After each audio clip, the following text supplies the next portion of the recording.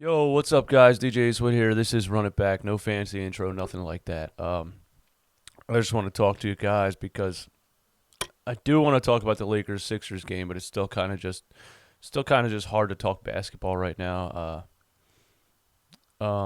Because of what happened yesterday. So I just want to talk about that a little bit. I was sitting on my couch, preparing to make this video, and when I heard the news on Twitter that Kobe Bryant was killed in a helicopter crash. And, it shook me because I've been a basketball fan my whole life. When you love a sport like you love this sport, somebody that's a major part of the sport, you start to feel like you know that person. You start to feel like you almost lost a family member because, basketball is like as close to me as anything.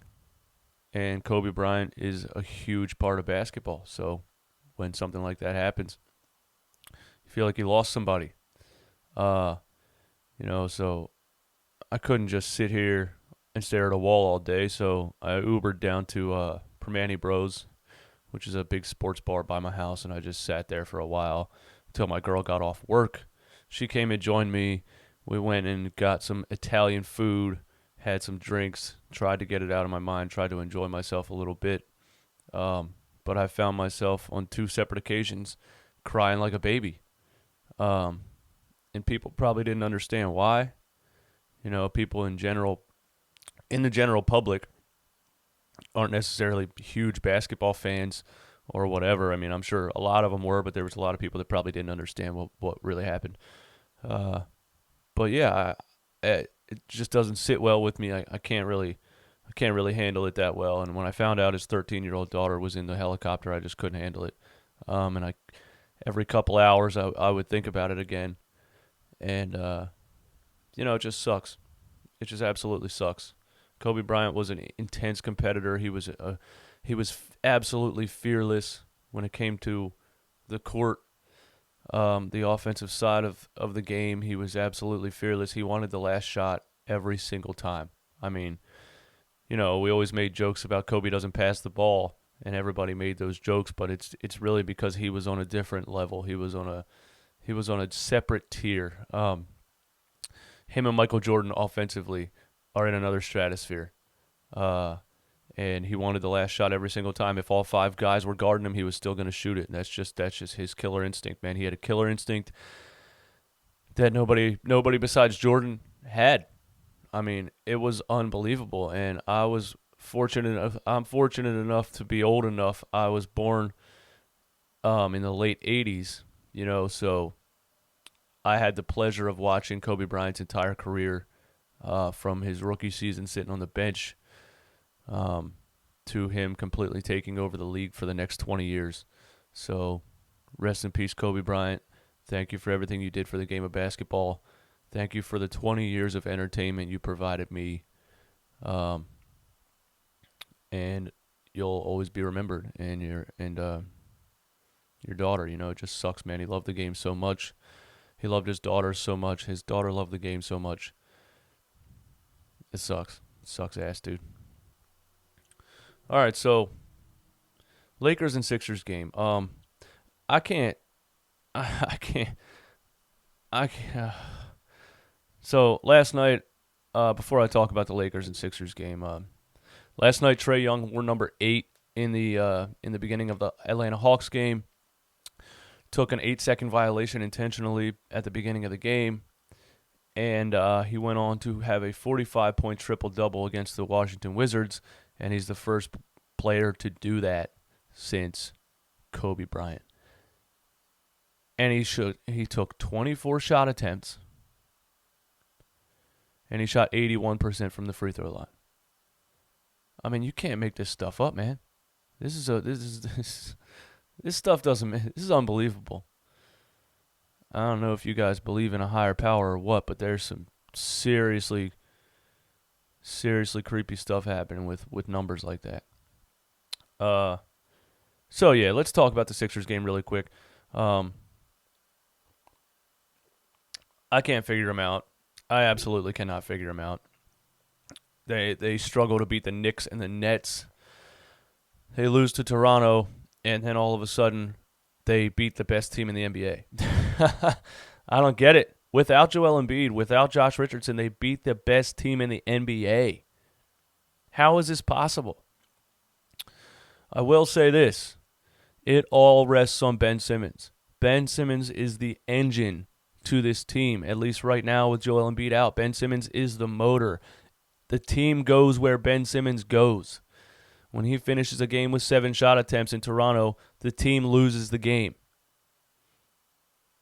He went 12 for 15 against the Lakers. But the main thing is that he was aggressive the entire game, both sides of the floor. I always say how his motor is impressive, is incredible. It's astounding. I get tired watching the guy. He never, ever stops moving.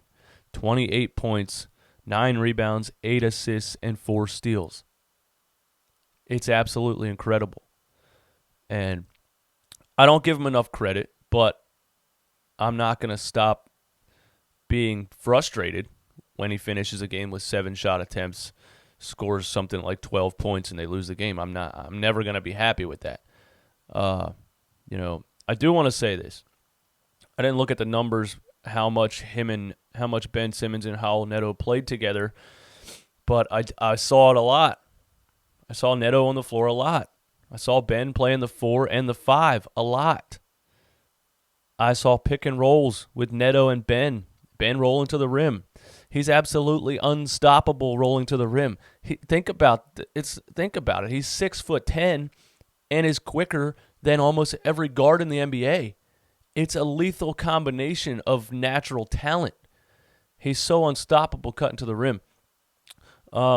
This is the third game that Brett has played Ben Simmons at the 4 and the 5 the majority of the game, and he's had basically a 30-point triple-double all 3 of those games. I mean, it's clear as day, man. It's clear as day. Now, he did a lot of ball handling, too. And Rajon Rondo was guarding him outside the three-point line. I don't know why, but you're asking to get destroyed when you guard Ben Simmons outside the three-point line. You are just asking to get destroyed. He will blow past anybody in the league when they guard him out there. So, I don't know what the Lakers were thinking, but Ben was aggressive the entire game, getting to the rim, dunking the ball, stealing the ball, finding open guys. The play where he sets up Neto, where the camera's trailing behind, and you can see him point to where Neto should go without looking. A no-look direct, like, bro, go over there, and then hits him in the exact spot he pointed at for a wide-open 3. Ben had an amazing game. Matisse Thybulle, absolute warrior, absolute animal in the defensive end. I want to hug the guy. I'm so happy we have him on our team. It's unreal the way that he plays defense. For him and Ben to combine for 9 steals is lethal. That will probably beat any team in the NBA when you have 2 on-ball defenders combining for 9 steals. It's amazing. Thank you, Matisse Thybulle. Please keep playing hard. I will say this. The Lakers were playing their 4th game in 5 days. Or their 3rd game of a 4 out of 5. You know what I'm trying to say. They were on their 3rd game of 4 games in 5 days. And they have a back-to-back, I believe, with the Clippers. Did they play yesterday? Or they were coming off a back-to-back. I don't remember, dude. My brain's not working right. That's why I still didn't want to make this video. Anyway, the hell was I saying? The Lakers didn't play good at all. I mean, they shot 19% from 3. They had 21 turnovers. LeBron had a 29-point triple-double, basically, but he was 1 for 6 from the three-point line. Anthony Davis had a huge game. Everybody else didn't show up at all. Not a single player scored in double figures besides LeBron and AD. Not a single player. Kyle Kuzma, what the hell happened to that guy? Remember when he was good? Remember when he was dropping like 25 points a game with Lonzo Ball and those bums? Remember that? What happened to Kyle Kuzma, man? He's trash. Nobody scored on that team, man. And that has a lot to do with the Sixers defense, obviously, who these guys can't score on Ben Simmons and Matisse Thybulle. They just can't do it. So our defense on the Lakers guards was impressive, and we really locked them up, man. We really locked them up. I want to talk about something. Joel Embiid before the game was interviewed on ESPN, and he had some interesting comments. And they talked about Ben Simmons playing in the paint a lot and what Embiid's going to do when he comes back. And he said that we all need to make some sacrifices. And he said, I have to play a lot more on the perimeter to let Ben go to work in the paint.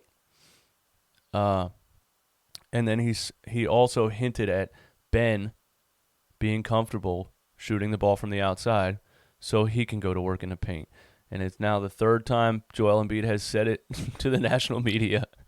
He just wants Ben to shoot the ball so bad, and so do I, and so does everyone else. Most of you. Some of you don't, but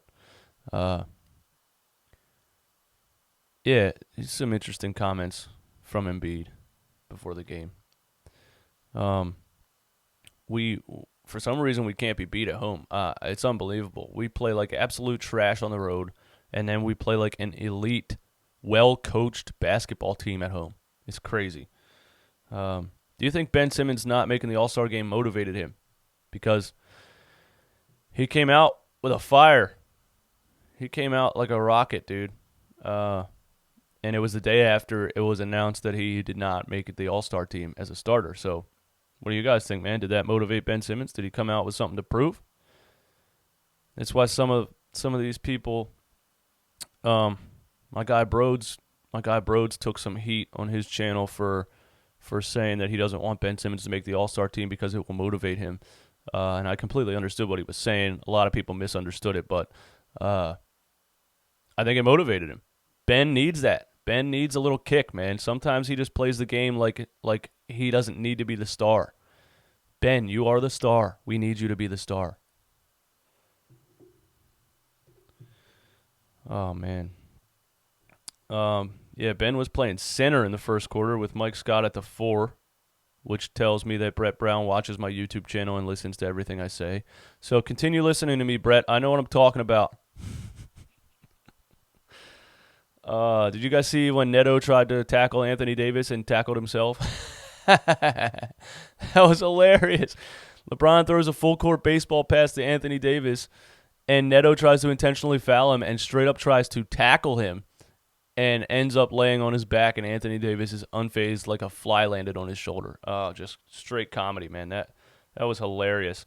I will say this. When Ben Simmons leaves the floor, we're horrible.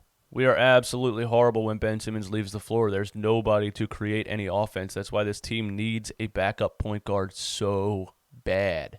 Howell Neto can get the job done with alongside Ben Simmons, and I think Trey Burke should probably be on the floor when Ben Simmons is off the floor just to have a ball handling creator on the floor, but Brett Brown hates his guts, and I can't figure it out. But if he's not going to play Trey Burke, we need a backup point guard. I mean, we need somebody off the bench that can create something because Ben Simmons can't play 48 minutes a game, dude. It's unreal. As soon as he leaves the floor, we are trash. Oh, man. We had a 20-point lead. Of course, in true fashion, it dwindled down to 5 points towards the end. I was nervous. But Ben stayed aggressive, kept getting to the rim, kept making plays, even in the fourth quarter. Ben Simmons making plays in the fourth quarter, now you're in trouble. So it was just nice to see him be aggressive the entire game and keep that fire all the way through the fourth quarter, put the team on his back, and just keep fighting and keep getting buckets. It was beautiful to watch.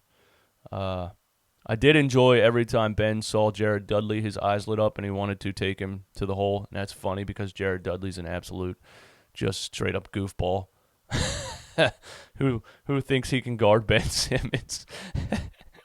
That's hilarious, man. Oh, my goodness. So, yeah, my takeaway from this game is Ben Simmons was aggressive the whole game. He played a lot of power forward and center.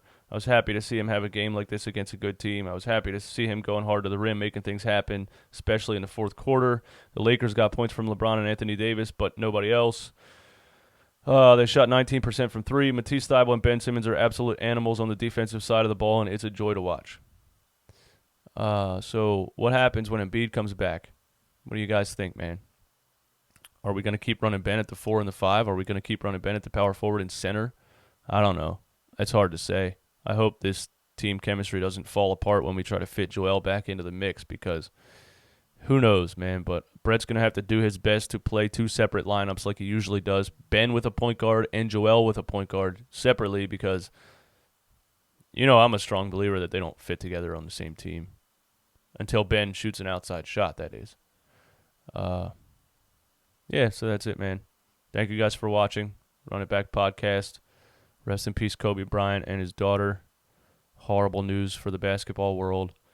It's not gonna feel real for probably like 2 or 3 weeks, You guys take care of yourselves, man. My name is DJ Eastwood.